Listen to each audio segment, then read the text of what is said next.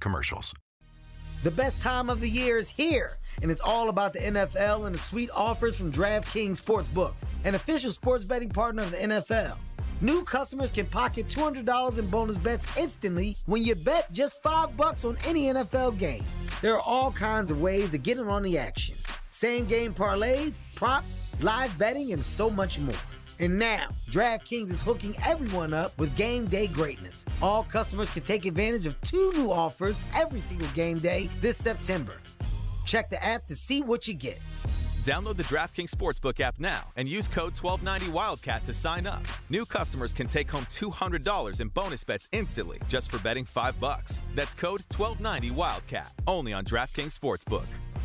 21 plus, Arizona only. Gambling problem? 1-800-NEXT-STEP. Bonus bets expire 7 days after issuance. Eligibility and deposit restrictions apply. Terms at sportsbook.draftkings.com/football terms. It's a breaking news report as we go live with Hal and Ruthie.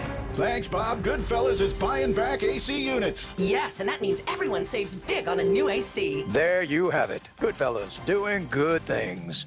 It's the Monsoon Buyback Special with savings our 1,000-plus 5-star reviewers expect. Right now, Goodfellas AC will buy back your current unit for up to $3,000 towards a new AC. Conditions apply. Go to GoodfellasAC.com to find out how. Good service, good prices, Goodfellas.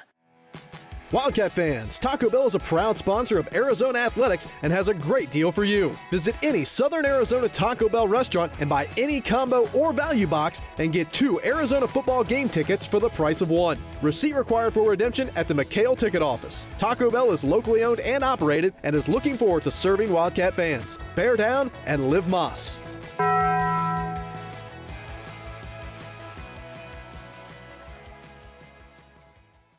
The game of football is about pain. Ever since I was 5 years old, it's been all about football. It's been about running, jumping, blocking, tackling. I stopped playing at 31. You're listening to Michael Robinson, retired pro fullback. I thought that foot pain was going to be with me for the rest of my life. I'm so glad I met Good Feet. I'm so glad those arch supports are in my shoes. Go to the Good Feet store at 4811 East Grant Road or at goodfeet.com. Saturday, September 16th, begin your game day with us on Wildcats Radio 1290. 3 games at 3:30, leading up to kickoff at 8 p.m. versus UTEP with the voice of the Wildcats, Brian Jeffries, behind the mic on Wildcats Radio 1290. KCUB Tucson, a Cumulus media station.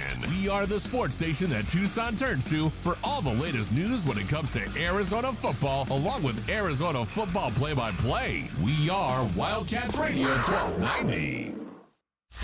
Live from the CNWT. Wait, what's the CNWT? Central Northwest Tucson, duh. It's DK on the Sports Tip with your host, David Kelly. Radio. Just when I thought I was out, they drug me back in. Featuring J.W. Madden. Don't tell me about flip-flops, man. I'm a native. David Amata. Hey, that's Dragon Ball to you. And Cricket getting you home with traffic and weather. Camp on Melt Lemon, not in the left lane on the freeway. Here we go! And now, a man who has not one, but 3 first names, David Scott Kelly. And a great Thursday afternoon to you.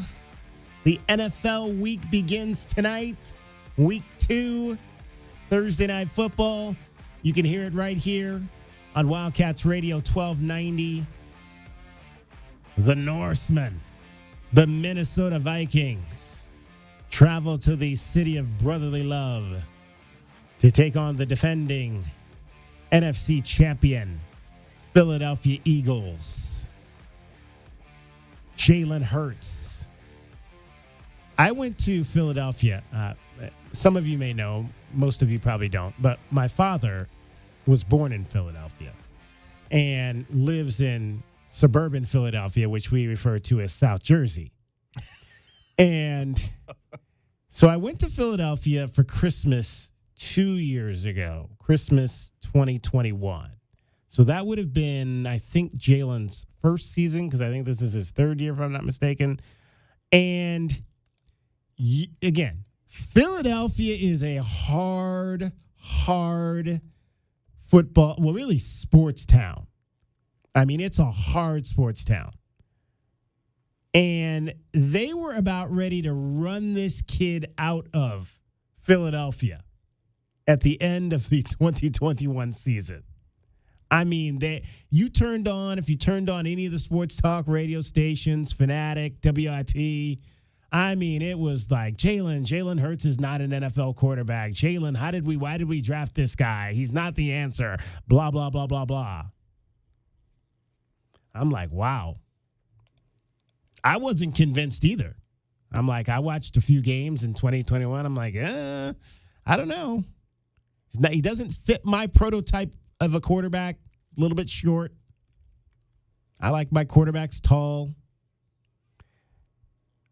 But a year later, man, everybody was on the Jalen Hurts train in Philadelphia as he took that team to Arizona and the Super Bowl, where, unfortunately for Eagles fans, they lost to Patrick Mahomes and the Kansas City Chiefs. The first Super Bowl to feature two black quarterbacks leading the two teams. But yeah, Jalen Hurts now, he's the man. You've seen him on commercials. He is the golden boy of Philadelphia. I think, well, I don't know if he's yet eclipsed Nick Foles, because Nick Foles brought home the Lombardi. A city that had waited a long time to get the Lombardi. And Arizona's favorite son brought it to them. So I'm surprised that there – actually, I'm not sure if there is or not. I don't think there is yet. But I'm surprised if there's not a statue of Nick Foles. There should be a statue of Nick Foles if there isn't already. I thought they might have put one up, but I'm not. My memory is there is a statue of him and Doug Peterson getting the Philly special. Okay, I thought there was something. Yeah, no, they got the statue up for Nick Foles. Okay. In regards to Eagles quarterback lore, I would probably say Jalen, if you're going to rank him in the top 5 quarterbacks, he's probably still just behind Jaws.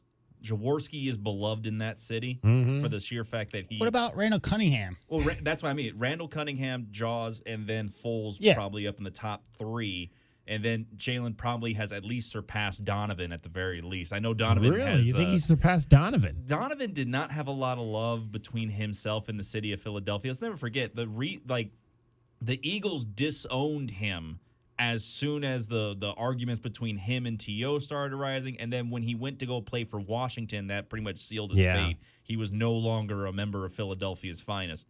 Let alone the fact that when you're booed that heavily on the stage at the draft, it's going to be a hard road uphill from that point forward. Everybody knows the story about throwing snowballs at Santa Claus, right? We all know that story. To me, Philly fans can be summed up actually through the NBA lens, which is Allen Iverson and Andre Iguodala. So two guys, obviously, who kind of overlapped in their time there. Allen Iverson could do no wrong, right? But Iguodala, no matter how good of a player he was, what was it, 5 years after he left Philly is when he won Finals MVP. Clearly, Iguodala was a very good player. He wasn't what the Philly fans wanted him to be, right? He wasn't scoring 28 points a game because that's what they'd just seen their best player AI do for so long. So it's more the idea of expectations versus reality. You look at Hurts, he had 16 touchdowns, 9 interceptions in that second year. The first year as a full-time starter. The last year, 22-6. So you talk about producing. Obviously, you talk about getting the team to a Super Bowl. Why is Nick Foles beloved? Because he produced. There was the 7-touchdown game. Everybody remembers that headline. But he produced that win, DK. That one win gives you so much cachet, he doesn't have to buy a stake in that town for the rest of his life. No. But do they want him as their starting quarterback? Like, it wasn't maybe 18 months after that Super Bowl win, the question was, why is, Nick out? Because he was only filling in for an injury at the time, right? And then he actually left on, they brought back, what was the other guy? The quarterback that got hurt. Well, it was Wentz. Carson Wentz. But they bought back Carson Wentz, and then Nick signed to go to Jacksonville. So it wasn't like they ran him out of town or anything like that. It just he had an opportunity to go start in Jacksonville. Well, I think the initial departure for Foles, you got to go back because he left the Eagles in a first stint to go, and he was backing up, I think, in Los Angeles at one point, if not St. I think it might have been still St. Louis at the time. It was He was St. a Rams, Louis, right? And then he came back to Philadelphia and was the backup for Wentz, and then that's when he filled in. And after a year of him still being on the bench behind Wentz because Wentz was coming back from the ACL, then that's when he went to go and play in Jacksonville. So his journey, Nick Foles' journey through the NFL is a very bizarre drive with a lot of U-turns, but still almost like he was in a roundabout. He just ended up in Philadelphia one way or another every other year or so. I guess what I'm just saying is if an athlete embraces Philly as their second home or whatever and produces on the field, that town will love them, right? I mean, that's just been proven time and time and time again. And when that happens over an extended period of time, they become legendary. Donovan had a pretty good career, right? Yeah. But the big issue to me is that if you look at Jalen Hurts, it's really that prospect of potential. And so if you drop somebody so high or whatever, coming out, got to do this, got to do that, if the early results are not what fans are looking for, that's a fan base that'll turn on you. We saw the snowballs at Santa. Snowballs at Santa. That's great. Hey, so hopefully they didn't get filled with batteries. The Philadelphia Eagles actually came up at Jed Fish's press conference today because he said that he was going to show the team tape, and if we can get to Jed today, we will. It's a shorter show. But he said he was going to show the team tape of the first 19 plays the Eagles ran in the New England Patriots game on Sunday, which they won 25-20. And he was going to show them that because, or actually, I think it was the first 19 pass plays that they ran, because 18 of those 19 pass plays did not go to wide receivers. And he was going to show that to his team to kind of let them know, hey, you got to take what the offense gives you in this game, or the defense gives you in this game. And if you do that, eventually the wide receivers will get the balls that they need to get. But if those balls aren't there right away, you can't force feed it. You got to take what's available. I'm assuming I'm looking at the. Just pulled up the play-by-play now. I'm assuming that a lot of those passes went to tight ends and running backs, of course, Kenneth to start the Gainwell's game. kind of like a in-betweener because he's got wide receiver frame, but they play him out of the backfield. So it's got a lot of like those in-between running back / wideout / back kind of situations. And they're one of the few offenses in the NFL I would argue could be comparable to the old Georgia Tech offenses, where a lot of it looks like it's run out of the wishbone with the amount of QB runs that they put into the game. We'll do that. Let's take 520-848-1290. 520-848-1290 is the number to get in on the program. Paul in Phoenix, you better come say hello on Saturday if you're riding down on that cat cruiser. You know it. I'm going to, but I'm not going to get to my Wildcats yet. Let me offer something up real quick here. December 31st, those folks in Philadelphia have it circled on their calendar, and if there's ever a head coach, i.e. Jonathan Gannon of the Cardinals, who needs to wear a helmet to that stadium, that would be him that day, because they still think that he's the one solely responsible for them losing that Super Bowl. And they need to get over themselves. JG is ours as in I'm a Cardinal fan, and they need to leave him alone. He's a good guy, and I really think just from one silly game against Washington, they showed out pretty well. So the Eagle fans, everybody just back off. We'll come visit you December 31st and play in the snow and play in the batteries and all that other nonsense.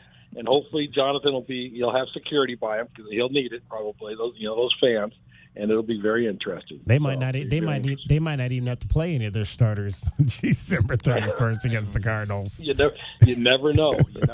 But okay, so real quick, as you know, me, the homer, and I listen to way too much talk radio. I've got way too much time on my hands, as my wife would tell me. But the Wildcats, we're getting no talk whatsoever on anything, and I get it, but at the same time, last time I checked, we're still 0-0 in the Pac-12. Am I right? You mean nationally? Nationally, they're not getting any talk? no talk at all. Not even. That's because everybody's talking. That's because the show before us, Paul, Maggie and Perloff spent their entire program talking about Deion Sanders. Yeah, Paul. It's also because there's 8 teams out of 12 ranked, and Arizona's not one of them. Exactly. But you know what though? It's funny is because we had 5 turnovers and we lost at Mississippi State. And I guess what's going to happen is you guys are going to probably laugh at me. And I don't know what time that Mississippi State game is, but against LSU. If Mississippi State gets blown out by LSU, then I'll be like, oh boy, maybe we're not as good as that. But what if Mississippi State hangs with LSU? And it's like, well, maybe this team. And of course, we've got to handle our business against Texas El Paso, but against Texas El Paso. But then it's Stanford. But there's nobody's mentioning anything. I still think this team has, they've got all the right pieces. I'm telling you right now. So, guys, I'm looking forward to meeting you, David, on Saturday. Fans, come on, show up. This is the time. Here we go. I'm doing Dave Hickey's job right now. 520-621 catch, right? But guys, get out to the game, enjoy it. It's a Saturday evening. The weather should be cool enough at 8:00 at night. And if you want to stay until the end of the third quarter after we're up 45-10, that's fine. I'm okay with that. But just come out and support the kids, guys. Thanks so much. See you Saturday. Paul in Phoenix. Always great to have him on the program, joined by the 4th member of our team. Cricket is back from her one-day vacation. Hello. Did you go to the islands or anything? Oh, yeah. It was great. It was very luxurious and refreshing and relaxing. What's the place in Mexico where everybody goes? The beach? Cancun? No, here on this side, Sonora. Oh, Puerto Penasco? Puerto Penasco. That sounds lovely. Exactly. You make a quick trip down to Puerto Penasco, get yourself a tan, and come back. Just turned right around and came back. Right back. Mm-hmm. Yeah. Have any of you ever been done jury duty? Yes and no. I had to go report, but I never got called. Yeah, same. Get called. Same. Okay. Do you have Prime Video? Have you watched the show Jury Duty? No. Have you heard about it? No. Okay, so basically what it was in a nutshell was they did this they call out for people to come and be a part of a documentary about a jury, okay? And they picked one person and brought them in, but what they didn't realize, the one person didn't realize that it was all fake. Everyone that was associated with this would-be trial was an actor. Okay. Except for the one guy that didn't know. Oh, right. Interesting. Yeah. So it's a show on Prime Video. My wife made me watch it over the course of last week, but it was hilarious how there was like the whole production was set up in this other courtroom that was adjacent to the courtroom where this trial was allegedly happening, and all the things that they had to go through, and there was actually one real actor, like famous actor James Marsden. Okay. He was in it. And he actually was, everybody knew him as an actor in it, but all the other characters were also actors that nobody else knew. That's kind of interesting. Yeah, it was a very interesting show. So if you have Prime Video, check it out. It was a very fun thing to watch how they just totally, this guy had no clue until the very end when the judge kind of finally let him in on it. And they made him the foreman, so he actually had to be the leader. And it worked out so well because he took control of the whole situation. If he had been just some guy that didn't want to say anything, I don't know if they could have even made a movie out of it. Well, this sounds like two things. The first thing, this sounds very similar to what was known as the Joe Schmo Show, which was back in the mid-2000s. It was a reality TV show competition, much similar to like Big Brother or something, but everyone on the show but this one guy who was the Joe Schmo was not an actor. Yeah. He thought everything was real until the final episode. Everyone revealed that it was a show, and he almost got into a fist fight with everybody because he's like, what's going on? Whoa. The second thing is, you're going to mean to tell me that they had the guy from the Sonic the Hedgehog movie, James Marsden, on this show and no one realized it was him? No, they did. They knew he was an actor because that was part of it. Okay. The part of it was like this actor also got called in, but all the rest of the people were actors you would not have ever known. You want to hear the big twist? David Kelly and myself in cricket, we're all actors. So David Amato, you're the only one here who's actually doing the show. Yeah. Exactly. Somehow I knew it. I knew something was up. The jig is up. The jig is up. But traffic always happens, and Cricket's here to give it to you every 20 minutes on the fives. From the O'Reilly Chevrolet Traffic Center, it's Wildcats Radio 1290 traffic and weather together. Reported collisions, Wilmot and Speedway just reported. In the clearing stages, 6th Avenue north of Ajo Way, Drexel west of Palo Verde, Catalina Highway milepost 20, and also Orange Grove and La Cañada. Busy traffic on Oracle at McGee, also Speedway east of I-10. Weather-wise, 71 the low and clear overnight, sunny, 98 now. I'm Cricket with your Wildcats Radio 1290 traffic and weather together. This report is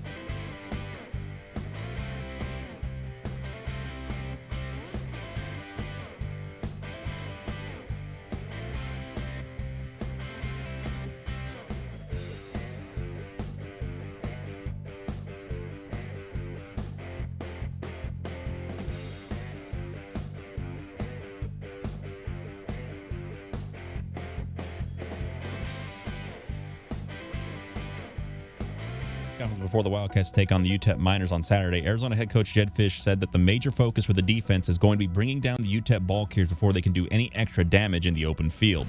I think that tackling is going to be at a premium this week. It's going to be critical. They've got two running backs. One guy's close to 220 pounds. One guy's 230 pounds. Those guys are big boys to tackle. They've got a very good tight end at number 87. They've got a very good move tight end, fullback in 43. And those guys are going to bring a challenge to our linebacking core and our D-line. When it comes to our passing game, they've got our pass defense. They got a quarterback that's thrown for over 7,800 yards in his career, veteran. And we have to make sure that we do a great job defending the pass, defending their receivers, not letting number one get going, and we know it's going to be a challenge. UTEP is coming into this game with a 1-2 record for playing Northwestern Wildcats close in the first half, only to have the third quarter spell their downfall. The Miners' 2 losses have all been on the road. The NL East still runs through Atlanta as they finished up clinching their 6th straight division title after beating the Phillies on Wednesday as they lay claim to being the first team to clinch a division. The Dodgers still looking to go ahead and even clinch a playoff berth. As it stands today, the Braves sit 5 games over the Orioles for the best record in all of baseball. That's your 2020 Sports Update. We'll have more for you in the next Wildcats Radio 1290 update. DK on the Sports Tip on Wildcats Radio 1290. All right, let's talk some Arizona Wildcats football. Wildcats and UTEP Miners this Saturday at the stadium. The final chapter of Pac-12 After Dark at 8 o'clock start. And we are joined by the voice of the Arizona Wildcats, Brian Jeffries. And Brian, first of all, we spoke last week about your first opportunity to go down to Mississippi State and call a football game. So how did that go? How was that experience? Sorry, David, our connection's kind of bad. I keep hearing cowbells. Could you try that again? Yeah, it was, it was unique. Let's put it that way. I will give Mississippi State a lot of credit. They've got a great fan base there, despite the fact they're in a very small town and they have to draw people from a long ways. But they have major tailgating, and those cowbells are, one of a kind. And so it was different. I'll be honest with you, very nice people down there. Food was great. Hospitality, wonderful. I would care not to go back again just because dealing with all that noise is tough to concentrate. But, that being said, it was a good experience, I think, for the football team to play an SEC team. Arizona was probably the better team, but obviously didn't win the game, and hopefully they'll learn a lot from that. Brian, obviously it was a situation there in terms of the crowd that it wasn't like you went into a SEC environment where there was 90,000 people. There's 51,000 people. They were very loud and into the game. If 51,000 can be done here in Arizona, the question is can you create that type of environment with your 51,000 that you could put into Arizona Stadium? Jed Fish thinks they can. You've been here a long time. What would it take? Is it just a simple matter of a team that consistently wins, and then you can create that type of environment here with 51,000 at Arizona Stadium? Well, winning always solves everything, but at the same time, I think because the program went through some, and it wasn't just losing, I just think there were a few seasons there where there just wasn't a connection. The team, and you could say it was the head coach. I'm not pointing fingers. I'm just saying that they kind of lost, the community, I think, kind of lost grasp on the program and didn't know exactly which way it was going. And so that takes some time in order to, I think, win everyone back again. And yes, winning will help, but I think that people understand, and you could see by that opening crowd, they've had a good ticket sales for this weekend. The Washington game probably will sell out. I think the fans are understanding. They're seeing what Jed Fish has built, and that's what they've been waiting for. I think the fans here, because there have been great crowds in the past. There have been, years when Arizona's averaged well over 50,000 a game. And it can happen again. And it was just a matter of, I think the fan base here wanted to believe in something, and now they do. And that's why I think you see the increase in ticket sales. And so if the Wildcats continue to play good football, win games, then you find those fringe fans that are kind of waiting for that. I think you're going to have a full house here. And you take a look at the home schedule, you know what it looks like, and it starts with Washington. It includes UCLA. It includes Oregon State. I mean, there's some huge games down the road for the Wildcats at home. And, I tell people all this all the time, David, that, I the best example I can give everybody is what happened at Oregon. For years, that was a middle-of-the-road program. And, Rich Brooks was there, I want to say, 15 or 16 years, and they finally broke through and they won a Pac-12 championship and went to the Rose Bowl. And that kind of ignited things. And now since then, that program, as you can see, it's one of the better-known programs in the country, but the fans are always there. I mean, they don't always fill every seat, but they're usually at or near capacity in a stadium like Arizona Stadium that seats just over 50,000. And I just think that's what kept the program going. After that initial, okay, we're in the Rose Bowl, then it took the fan base to continue to come back every year because that's what recruits see, and they want to play in that environment. And I think that's what Arizona is headed for now, and that's why the fans are so important. Brian Jeffries, the voice of the Wildcats, joining us here. It's Arizona and UTEP Saturday night at the stadium. Brian, obviously last Saturday did not get off to a great start with 3 interceptions by Jaden Delore in the first quarter. But what impressed you most about kind of the way that he settled himself down and was able to with the help of some tremendous defense from his teammates, get this team back in a position to win in the end? Yeah, I just think, Jaden's been around for a while, and I'm, again, you have to talk to the coaches, and they'll tell you how many of those interceptions were balls that were forced. And, from what I could understand, at least seeing some of the guys after the game, that they didn't feel like he made, 4 mistakes in that game. There were a couple of tip balls, and I know those count as interceptions, but just the same, he wasn't making bad throws. I'll give Mississippi State credit. I mean, they made some, I think Jed said on 2 of those interceptions, it was just great plays by Mississippi State's defense. And so the resilience that Jaden had to kind of put that behind him at halftime and then come out in the second half and play as well as he did, and the defense play as well as it did. And Arizona thoroughly outplayed Mississippi State in the second half of that ball game. And it's too bad because, like I said, I think Arizona was far and away the better team, but you can't overcome 5 turnovers. They almost did, but it's extremely difficult. So I don't think you're going to see Jaden turn the ball over 4 times in a game again, but I don't think last week had anything to do with that. It's just he is so much more mature now, physically better, smarter. I think he's playing really good football, and he wants to win. That's the bottom line. And maybe sometimes, like a lot of guys, sometimes they try too hard because they want to win so badly. And so I just think that, he's in the right mindset. I have no doubt that he's going to continue this season and have a banner year. Brian Jeffries, voice of the Wildcats, is our guest. This rivalry, if you want to call it that, regional rivalry with UTEP goes way back into the early portions of the 20th century. This will be the 53rd meeting between these two teams on Saturday. Brian, have you heard any great stories? Is there a great story you've heard about this game back from the border conference days that you can share, just to kind of give a sense, people a sense of how much this game meant in the 1920s and 30s and 40s and 50s? Well, thankfully, I wasn't around for any of those games, so I didn't witness any stories. I think, when the border conference and you had Arizona, New Mexico, and UTEP, those 3, there's great rivalries there, and there are great stories. I don't recall anything. I'm sure I've heard them before. I just don't remember exactly between Arizona and UTEP, other than the fact that, it was always a bus ride. And by the way, I should point out that in 2017, the last time these two teams played, it was in El Paso. Rich Rodriguez was the head coach of the Wildcats. He wanted a bonding experience, and we bussed to El Paso.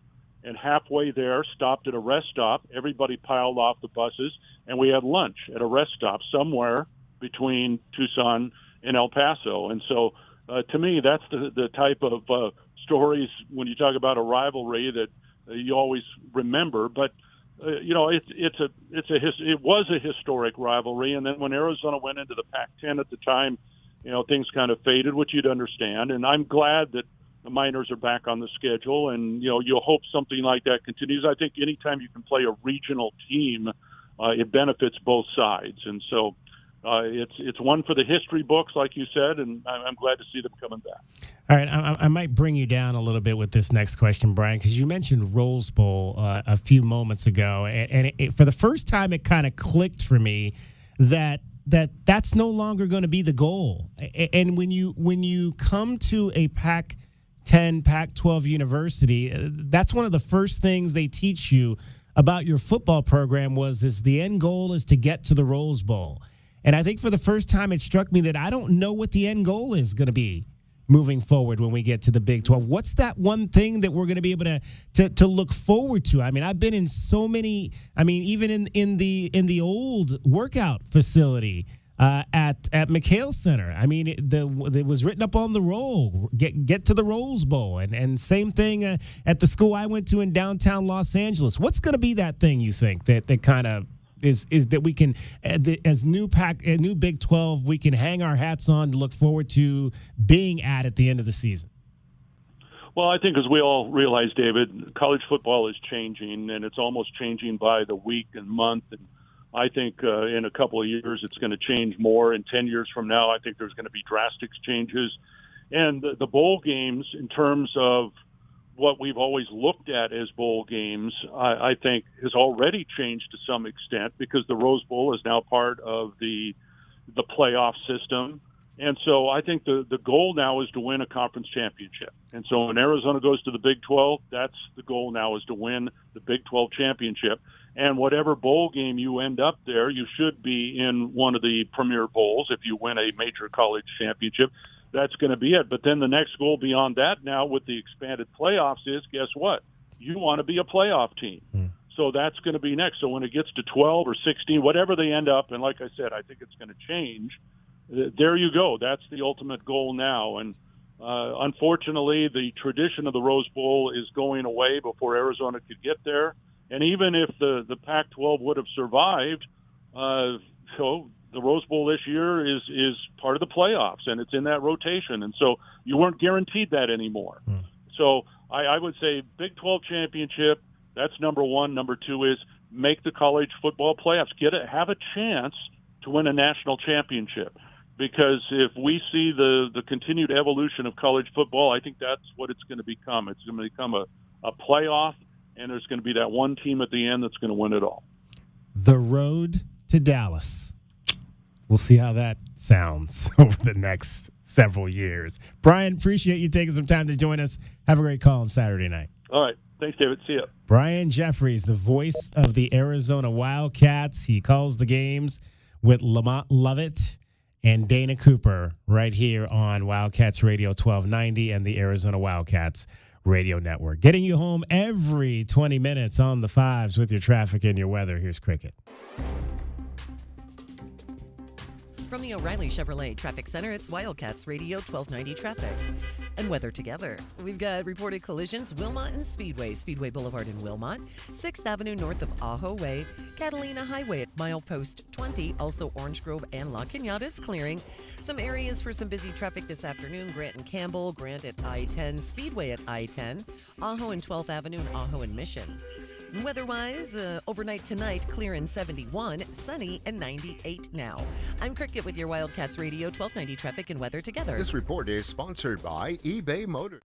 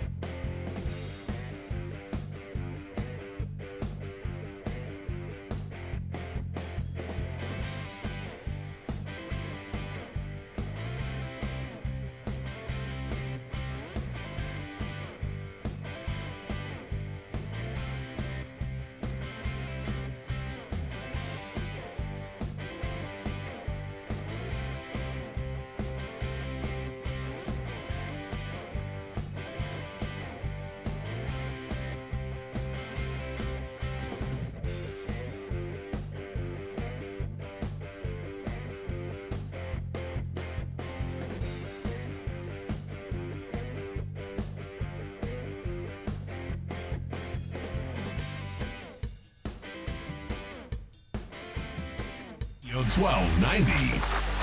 2020 Sports. Well, the weekly conference pairings have been announced for Arizona men's basketball, and they will have their final year in the Pac-12, facing off with UCLA and USC twice. The conference schedule for the Wildcats won't begin until the week between Christmas and New Year's with the visit to the Bay Area schools. The final week, they'll be over in California to take on both USC and UCLA for their last regular season matchups as a Pac-12 school. The Cats will play 10 of 16 games at home in front of the McHale crowd, with the home conference opener set against the mountain schools of Utah and Colorado on January 3rd and 7th.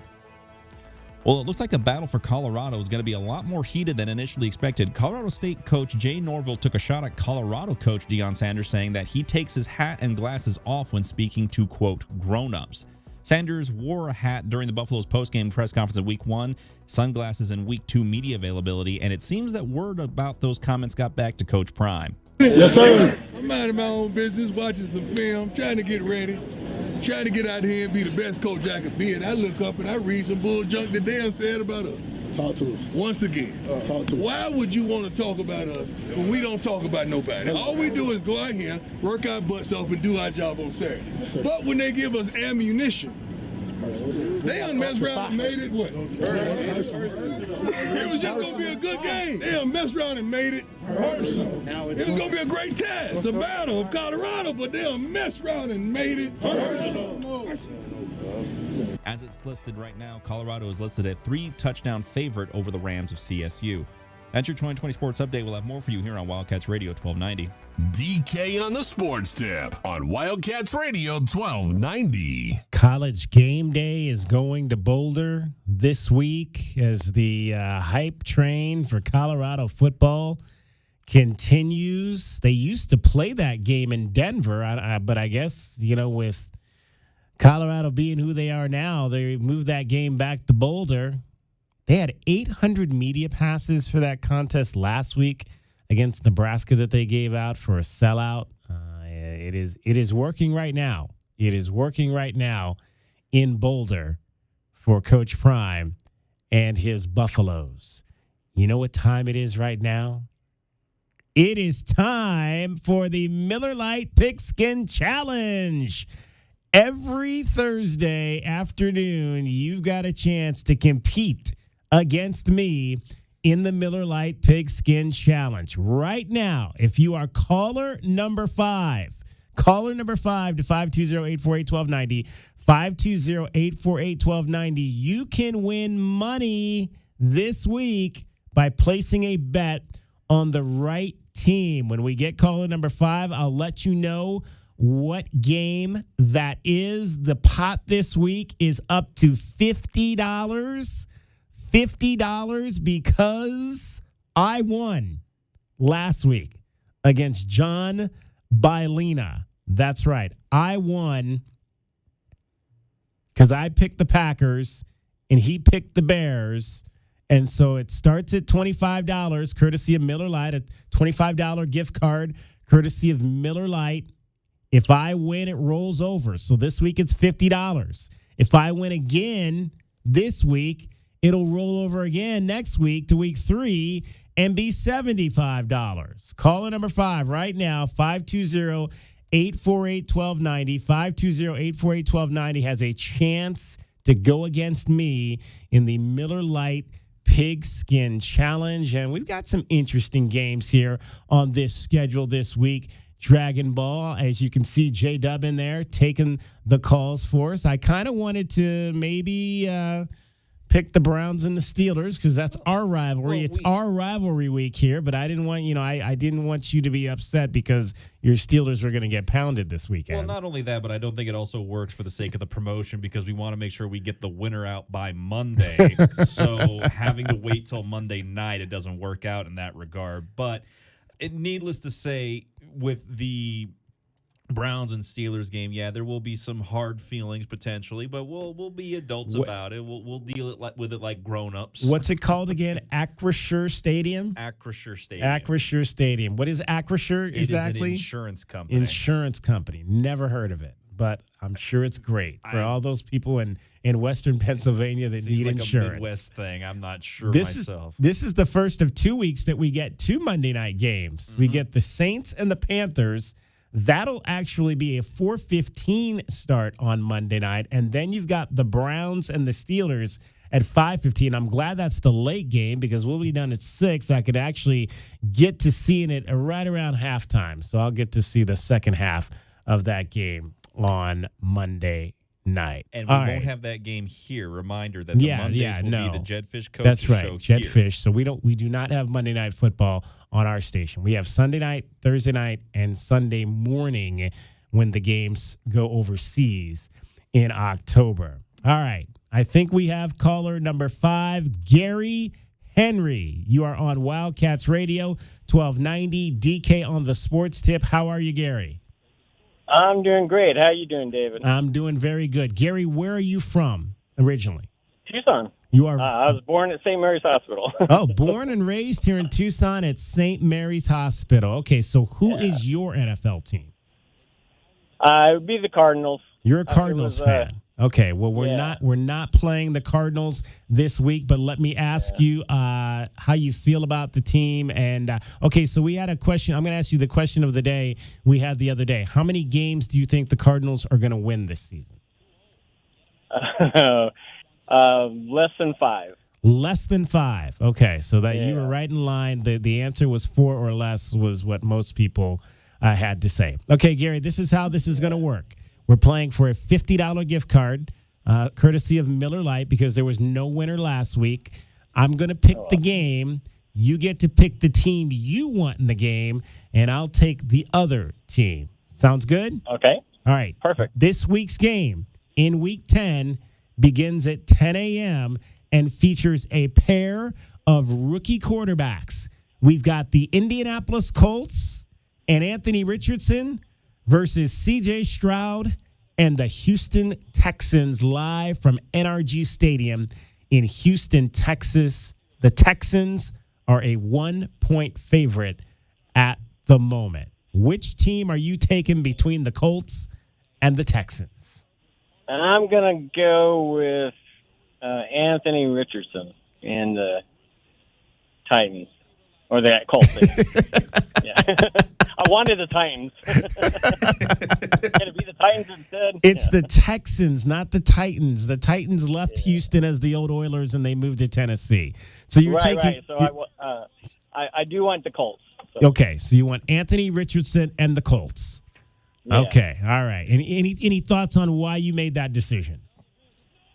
Well, I just think overall, team-wise, I think the Colts are a little bit better. And Houston's they're like the Cardinals right now. they're in the Caleb sweepstakes. All right. Mm-hmm. Well, I don't know. One of these two teams might be in the Caleb sweepstakes as well. Anthony Richards. Well, they got, like you said, they both have rookie quarterbacks. So yeah, I don't know. That maybe not.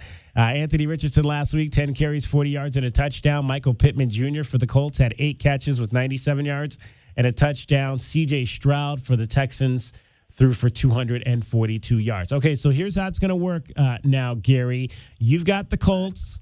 I've got the Texans. We'll watch the game or follow the game on Sunday. Then we'll reconvene. J-Dub's got your number, so stay on the line when we get done here so J-Dub can make sure that he has your number because we'll call you on Monday and we'll commiserate about what happened. How's that? Sounds perfect. Are you going to the Wildcats game on Saturday? Oh, yeah, season ticket holder. All right. Where do you sit? I sit in the north end zone. Okay. You have the good. You have the good seat. You have the good seats in the north end zone. High or you low? I'm low. Okay. All right. Well, Gary, second row and love them. So there you go. Well, Gary, have fun on Saturday. Let's hope the Wildcats get the win over the Miners. I'm counting on it. All right. Stay on the line. Gary Henry is our Miller Lite Pigskin Challenge participant this week. It is the Texans and the Colts. He's got the Colts. I've got the Texans. Who do you think's going to win, Dragon Ball? I like the Colts in this particular game. Look, the one thing that watching these two teams play last week, because again, I go red zone. I make sure to watch as many of the games as possible at once. Watching the Colts, there's a bit of comfortability right now with Anthony Richardson under center. He's got to learn to not take a lot of big hits. He had to step out of that game against the Jaguars last week, but he kept them in that game, and he has a bit of a gamer in him. You know, he's a guy who's really going to fight for every inch and every yard. He just needs to know when to pick his spots. Looking at the Texans, however, I was thinking to myself, man, David Carr is somewhere looking at this Texan squad like, man, it's like I never left. There's no offensive line to speak of whatsoever. The Texans' offensive line may go through this year as probably one of the worst starting 5 units in football, with just their showing that they've had in the preseason and so far through week 1. C.J. Stroud is going to have to run for his life to have an opportunity to make an impact in this game. Not to mention, again, they don't have a lot of weapons for him to really use on offense. But I look for DeForest Buckner. I think for the Colts, DeForest Buckner probably could end up with at least 2 sacks in this game, in my personal opinion. C.J. Stroud was the number 2 pick in the April draft out of Ohio State. Anthony Richardson was taken number 4 overall in the draft. So 2 top 5 quarterbacks squaring off in week 2, the Indianapolis Colts and the Houston Texans. 520-848-1290, 520-848-1290 is the number to get in on the program. Don't forget, we will be at Illegal Pete's all season for Bear Down Fridays. J-Dub and the whole Wildcats Radio 1290 crew, me as well, going to be on University Boulevard getting you set for the Wildcats and UTEP at Arizona Stadium with kickoff Saturday night at 8 o'clock. We'll be on the air tomorrow from 3 to 6. DK on the Sports Tip at Bear Down Fridays is brought to you by Corona, an official corporate sponsor of Arizona Athletics. Give you our question of the day. It's pretty, it's not hard. It's going to have to do with tonight's game, and it's pretty simple. Who do you got tonight? Thursday Night Football. The Minnesota Vikings at the Philadelphia Eagles. Right now, 82% of you rolling with the Eagles. Fly, Eagles, fly. Just 18% coming in with the Minnesota Vikings. I don't think that's going to make my wife very happy. As I think I mentioned last week, she really fell in love with Kirk Cousins watching the quarterback. That's her team now. She's a Browns fan first, but I think she's really following the Vikings heavy this year. Well, the Vikings, if they hope to have a chance to win this game, they need more than 40 yards on the ground to go ahead and come away with the win on this one. Again, Kirk Cousins in the passing offense for Minnesota is fantastic. Their running game is abysmal. They got rid of Dalvin Cook in the offseason. They clearly thought they had a direction they wanted to go to a running back. They don't. After the first week of the season, they might have one of the worst running attacks in the game. And you're going against arguably the best running team in the NFL from last season. That they're still trying to get that kind of going back right now. But I'd say to myself, look, Kenneth Gainwell's probably going to have a big night. They need in Minnesota, they need Alexander Mattison to go ahead and have a better game than he had the first week. And we're only on the air till 4:30 today because of the NFL game. Westwood One will take over at that time, moving you up to kickoff, which is at 5:15. We'll talk to Kelvin Efon in our Arizona Insider segment coming up after the top of the hour. Quickly, we'll wrap up yesterday's question of the day. And that was WNBA. Do you want Skylar Diggins-Smith back next season in a Phoenix Mercury uniform? 67% on that one said no thanks, no more drama between Skylar and Diana Taurasi. 67% to 33% not wanting Skylar Diggins back in a Phoenix Mercury uniform. Again, Kelvin Efon will come our way in the next hour. We'll also update you on what's happening with your Diamondbacks. This is DK on the Sports Tip. You're listening to Wildcats Radio 1290. From the O'Reilly Chevrolet Traffic Center, it's Wildcats Radio 1290 traffic and weather together. First Avenue near Wetmore, structure fire on First Avenue near Wetmore. Other wrecks that are reported at Wilmot and Speedway, Orange Grove and La Cañada, Catalina Highway, milepost 20. 71 the low and clear overnight tonight, sunny and 97 now. I'm Cricket with your Wildcats Radio 1290 traffic and weather together. This report is sponsored by Staples Stores. $10.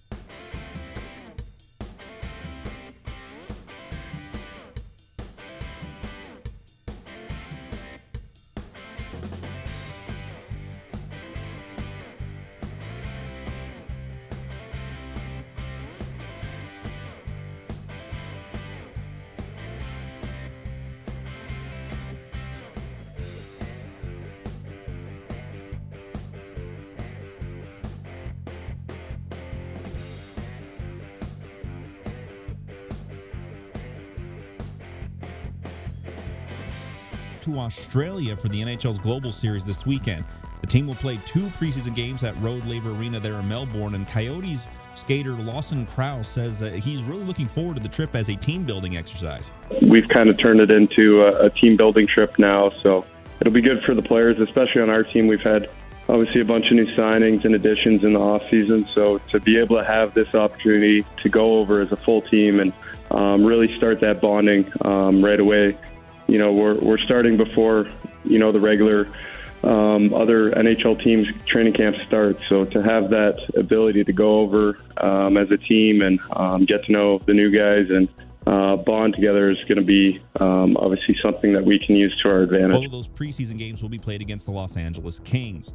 And while his season came to an end this past Monday, Jets quarterback Aaron Rodgers made it clear that it will not be the end of his playing career. He posted on social media on Instagram saying that the night is darkest before the dawn and I shall rise yet again.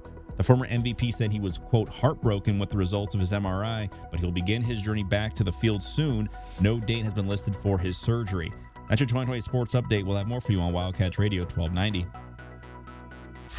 Live from the CNWT. Wait, what's the CNWT? Central Northwest Tucson. Duh. It's DK on the Sports Tip with your host, David Kelly. Radio. Just when I thought I was out, they drug me back in. Featuring J.W. Madden. Don't tell me about flip-flops, man. I'm a native. David Amata. Hey, that's Dragon Ball to you. And Cricket getting you home with traffic and weather. Camp on Melt Lemon, not in the left lane on the freeway. Here we go! And now, a man who has not one, but 3 first names, David Scott Kelly. Diamondbacks download. Baseball stuff! Baseball stuff! All right, the trip to New York did not end well for the Arizona Diamondbacks after they got a 1-run win on Monday night. Arizona lost the last 3 games. They fell 7-4 on Tuesday. Then Zach Gallen was on the hill Wednesday night. That's usually a pretty good thing for the Snakes, but not in Queens. Ball 4. Gallen has walked his second batter of the game. It comes leading off the bottom of the 6th. And we'll bring up Mark Vientos. Vientos drives one out to left center field. Back in the gap goes McCarthy near the wall. It's out of here. Mark Vientos with a 2-run homer. 5th home run of the season for Vientos. And the Mets have stretched their lead to 6-0. This is not Zach Gallen's night. Not at all. Gallen knocked around. Diamondbacks lose 7-1. Today it was even worse. Arizona falls 11-1 as cousin Merrill was not any better. 7 runs earned in 5 innings. He walked 4. And so the Diamondbacks end the road trip with a loss, with 3 straight losses. So the road trip, after they won the first 3 in Chicago, they lose 4 of the last 5 to finish the road trip at an even 4-4 coming home. Still 3 games to go in this stretch of 17 games in a row that they're playing. They'll welcome the Cubs for the weekend, starting tomorrow night, 6:40 tomorrow night, 5:10 on Saturday, and a late ESPN game, ESPN Sunday Night Baseball in Arizona, a 4 o'clock start on Sunday for the Diamondbacks and the Cubs. So, with 3 straight losses for Arizona, the Diamondbacks are now log jammed in a tie for that 3rd wild card spot in the National League with the Giants, the Reds, and the Diamondbacks. Those are the 3 teams. San Francisco 75-71. Cincinnati and Arizona are 76-72. 2.5 games behind the Cubs, 4 games behind the Philadelphia Phillies. The Marlins are just a half game back. So 4 teams right now vying for that 3rd and final wild card spot in the National League. The Diamondbacks had a little bit of a hold on it when they went to New York, but now they are hanging on to stay in that mix, headed home to take on the Chicago Cubs.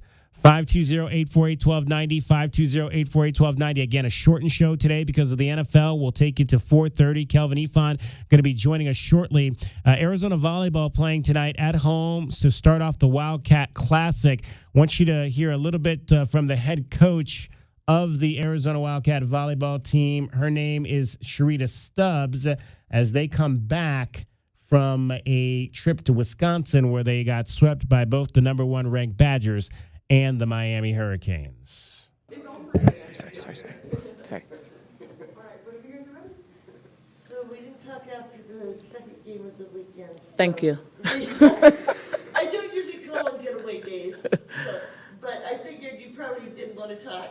Yeah, that was a little rough. Yeah, I mean, what is it? I mean, that you had such a great game against Wisconsin, and then just that letdown. How do you guys kind of keep that consistent, where you can raise that level no matter what's on the plate? I don't know the answer to why there was a letdown. I mean, I could speculate on a lot of things. We had a great team meeting afterwards. We redid our SWOT analysis and kind of talked about expectations and whatnot. And I think part of it is that there was a full gym on Thursday night. I think that was Thursday. We played Thursday night. And then on Saturday, there was no one there. I mean, it was maybe 20 people in the gym completely. So, that was part of the letdown, but that's things we can't control. I mean, there will be places we go with no fans at all. And so it's one of those things that in practice we changed. So when I say we had a good week of practice, is that we changed what we did in practice. We started competing right off the bat with no excuses, holding them accountable. Today on the board, we'll write questions, and sometimes it could be funny questions, or other times it's thought-provoking questions. But one of the question today was, when you are competing, what do you do that is different, essentially, is what the question was. And how would I know? And it was interesting looking at the answers that they gave, the responses that they gave, and I even put mine up there. And so it's one of those things, had all the coaches do it as well. And once we started doing our competing in practice, then I called them on the table for it. Because you told me on the board that when you compete, this is what I'm going to see. I don't see it right now. And so it kind of ruffles feathers a little bit, but you have to push them. I mean, they're not going to break. And so it's one of those things. So I don't have the answer, long answer to your question, but I don't have the answer to that, but I know how we solved it. What is this SWOT analysis that you said you redid? Strength, weaknesses, opportunities, and I just forgot the T. It's very common in the business world. I'm drawing a blank on a T. I had to look it up the first time you told me. I knew what it was. Oh, threats. Sorry, threats. And so, and we talked about it in the beginning. One of the threats was having a lot of people on the team. One of the strengths is we have experienced players. One of the weaknesses, we have inexperienced players. So across the board, but we spent a lot of time on the opportunities, and that's the part that we can control more than anything. So we addressed them. Where is Sophia at this point? I mean, it just doesn't seem like she's where people would think she should be at this point in her career, a consistently dominant offense. Right. She was there on Thursday and then wasn't there on Saturday. Part of it for her is knowing when the opportunity allows her to take a risk and when it doesn't. So against Wisconsin, you don't have to pump anyone up. They were already and excited and, the whole 9 yards. And how do you respond when the block isn't the same? And part of it is learning the consistency of the set. And we spent a lot of time on that. And all the hitters in general, it's not just Sophia. It's like when you can take a risk and when you shouldn't take a risk, when you just have to keep the ball in play. But with international players, that's not something that is common for them. I remember back in the day, Dave would go, you have to go 50% on your swing so we can just go. And she goes, what does that mean, 50%? We either go hard or we don't. And so her mindset is, I'm always going after it. And I had to will her back in and say, hey, so these are opportunities for you to keep it in play, to give us an opportunity versus allowing your frustrations to take place. At GCU, I heard you yell, keep it in, Yeah. a lot. Yeah. Notice I'll say that word a lot. It is that, even with Jalen, she'll go ballistic. Yeah. Both with serve and with attack. Mm-hmm.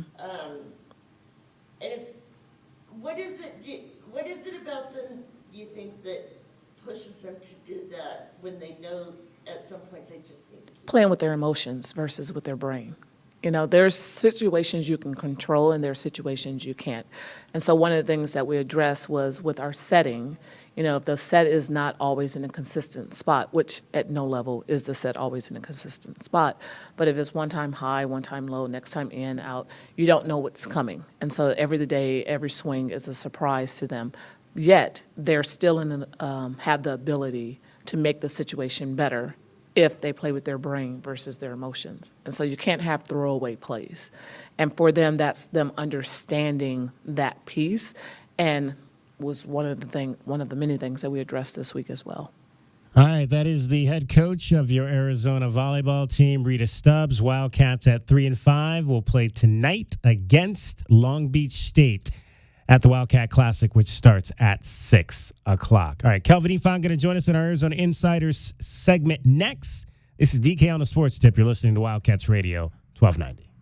The sound of an ice cold Corona.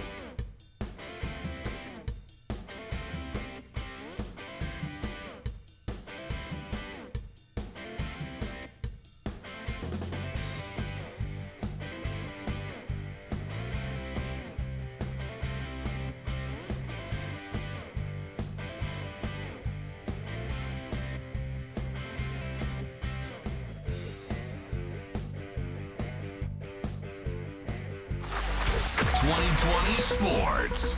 While the Cardinals held a 6-point lead late against the Commanders on opening week, they couldn't hold it as they lost their opener this last week.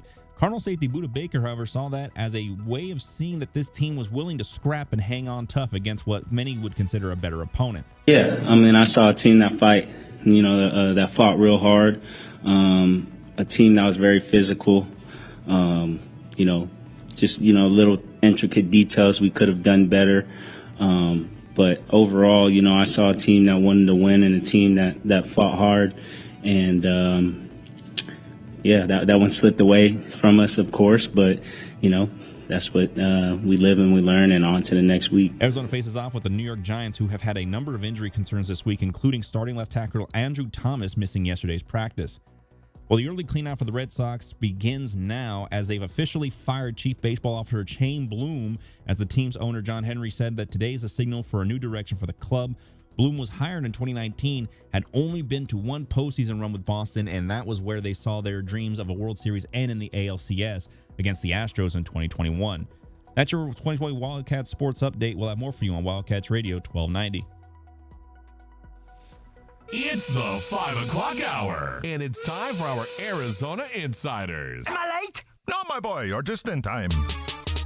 Each weekday, Wildcats Radio 1290 brings you all the latest news and opinions on U of A football and the Pac-12. So bear down, Tucson, and let's talk Arizona football. Our Arizona Insiders are brought to you by Coors Light, official corporate sponsors of Arizona Athletics. There's nothing like game day in Arizona.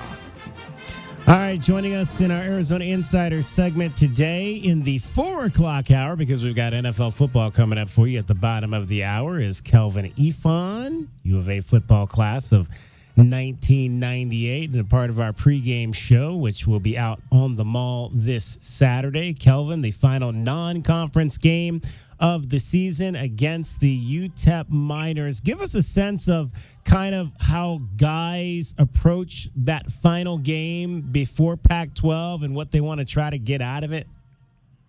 Well, I think first and foremost, what you're trying to get out of it is you're trying to make sure that you continue to secure your spot. You're going into the third game. You're coming off a loss versus Mississippi State. So this right around where the coach is starting to look for the second or the third guy, somebody else to step up. So you're really trying to secure your job. You're trying to come out versus UTEP, which is considered a lesser opponent, and make sure you come out and have a great game and no let-ups where you give somebody an opportunity to steal some minutes from you. All right, so obviously we've played 2 games, and Jaden Delore has turned the ball over by way of interception 5 times. Everybody knows that's too many. So is this the kind of game where you begin to try to, and I don't know if the term reel him in, because I don't know that you want to reel him in, but what do you believe is going on in the film room between him and Jed Fish and Brennan Carroll about how he needs to take better care of the football?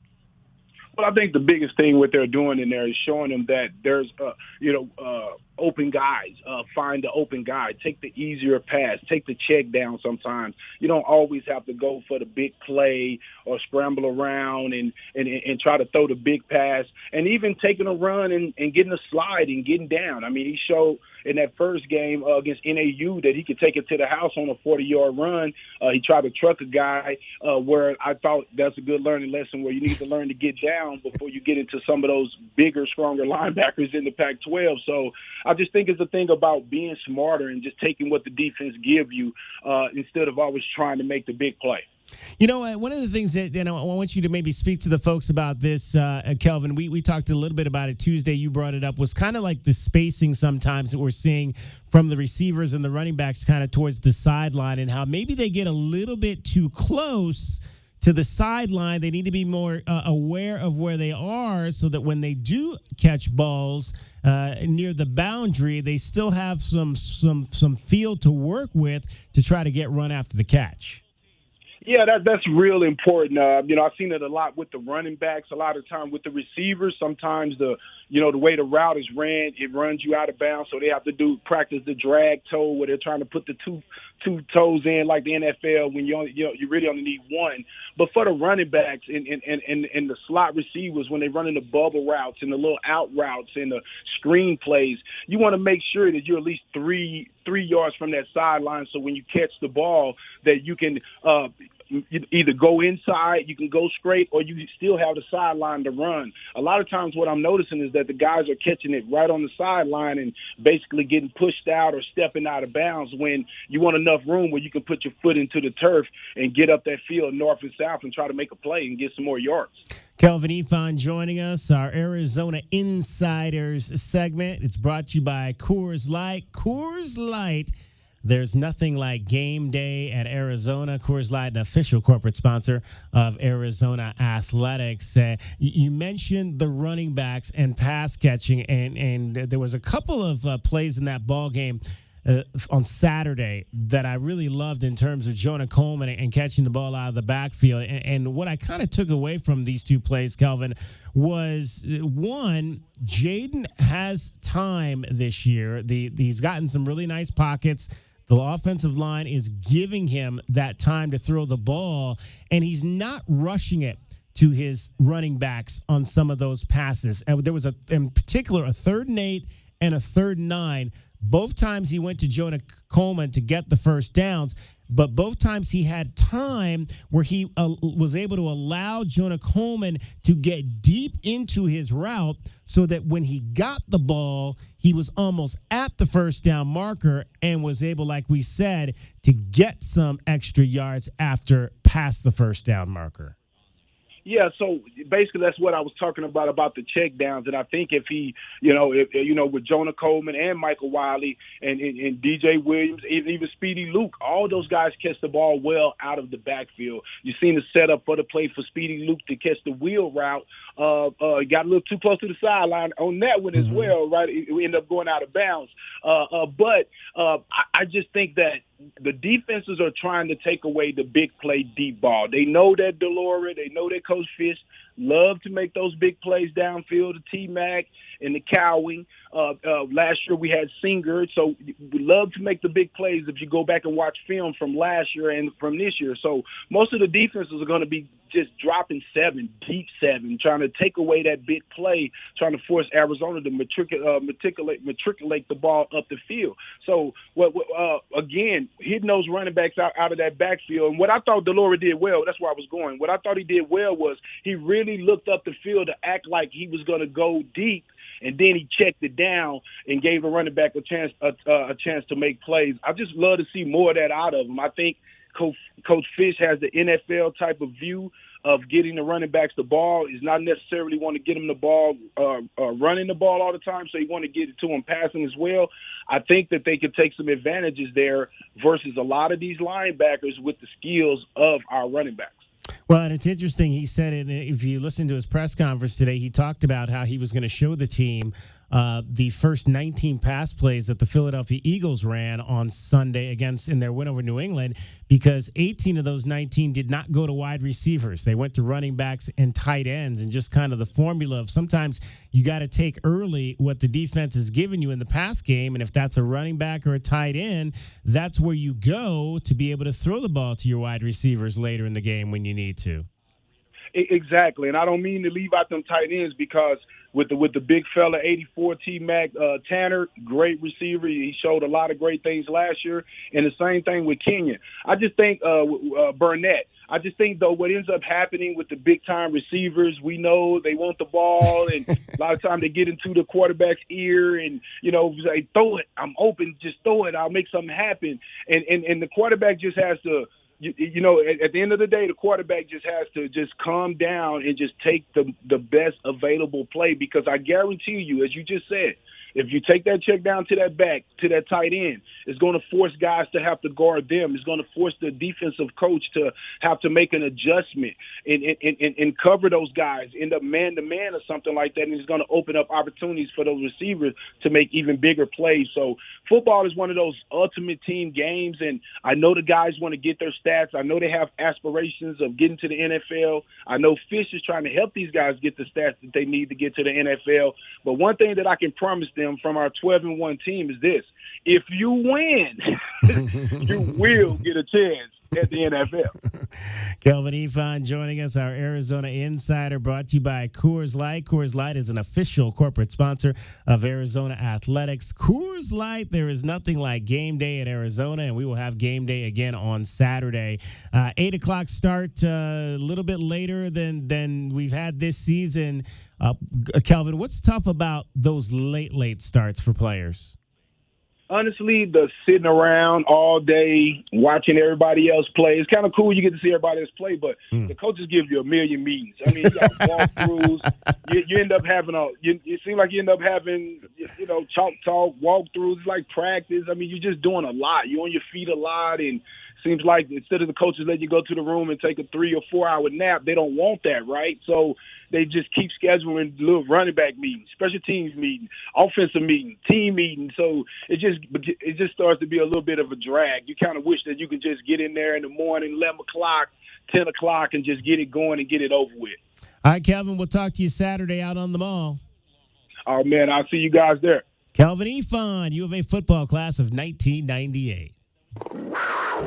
Thanks to Coors Light for bringing you today's Arizona Insiders on Wildcats Radio 1290. Coors Light, official corporate sponsors of Arizona Athletics. There's nothing like game day in Arizona. All right, tonight in Tucson, we mentioned Arizona volleyball is at McHale Center taking on Long Beach State. I believe that is a 6 o'clock start tonight, so you can head on over to that matchup. We've also got high school football tonight, as we've got a pretty nice matchup over on the north side. Push Ridge Christian Academy is going to welcome in Catalina Foothills, the kids from my neighborhood. So that will also be a 6 o'clock start tonight for some high school football as we get week 5 off to the start here on a Thursday night. Push Ridge enters that ball game at 3-0. They've got wins over Sholo, Ben Franklin, and Yuma. And Catalina Foothills took a loss last week on the road at Buena. They are 1-2 on the season, won their opener against Combs, but have fallen in their last 2 ball games to Yuma Catholic. And as I mentioned, the Buena Colts last week, 33-28. Buena going to be coming up to Tucson this week. They'll take on the Tucson Badgers. That'll be one of the games happening here in the Tucson metro area on Friday night. Couple of interesting notes on the high school football side. We mentioned earlier this week, Catalina, they are off to a 3-0 start. They're going off to Bisbee to play the Pumas on Friday night, looking to stay unbeaten. I don't know. It might almost be Friday night. We might have to take the pregame show to Catalina next week. They're going to be home against Tanque Verde. That is one of the games that we are definitely looking at. They've only had 8 winning seasons in 67 years of high school football. Well on their way to number 9. That's going to wrap things up for us today on a short show. We got NFL football coming up for you a little bit in a few moments here. Thanks to J-Dub, thanks to Dragon Ball, thanks to Cricket, and most of all, thanks to you for listening. It's the Minnesota Vikings and the Philadelphia Eagles. Enjoy the game right here on Wildcats Radio 1290. We will talk to you Friday from Illegal Pete's Bear Down Friday from 3 to 6. Come down and join us. Have a great night, everybody.